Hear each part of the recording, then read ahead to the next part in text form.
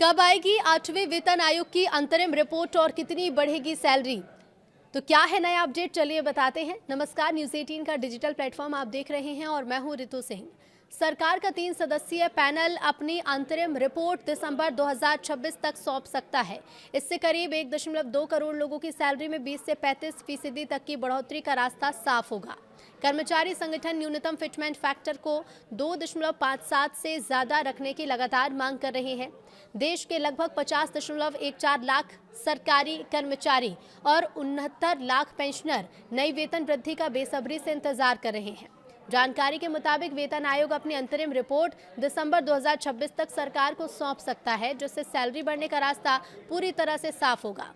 ऐसे में पैनल की तैयारियां भी तेज हैं। कर्मचारी संगठनों ने अपनी मांगों को मजबूती से रखने की दिशा में कदम बढ़ा दिए हैं। जल्द ही ज्वाइंट कंसल्टेटिव मशीनरी की नेशनल काउंसिल बैठक होने वाली है, जहां मांगों की अंतिम सूची तैयार कर केंद्र सरकार को दी जाएगी।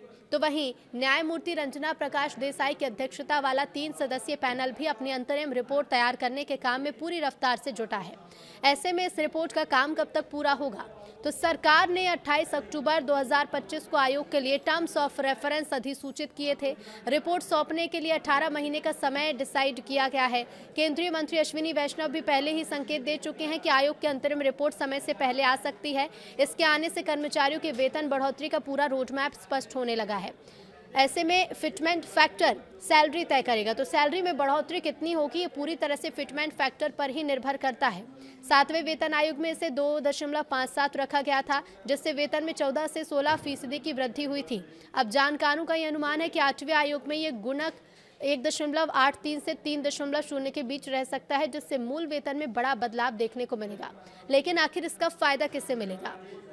तो देखिए, एक्सपर्ट्स के मुताबिक इस बार पे लेवल 1 से 18 तक के कर्मचारियों के वेतन में 20 से 35% तक का भारी उछाल आ सकता है, जहां उच्च पदों वाले अधिकारियों की सैलरी रुपए के लिहाज से काफी बढ़ेगी। तो वहीं निचले स्तर के कर्मचारियों को प्रतिशत के आधार पर अधिक लाभ मिलने की उम्मीद है।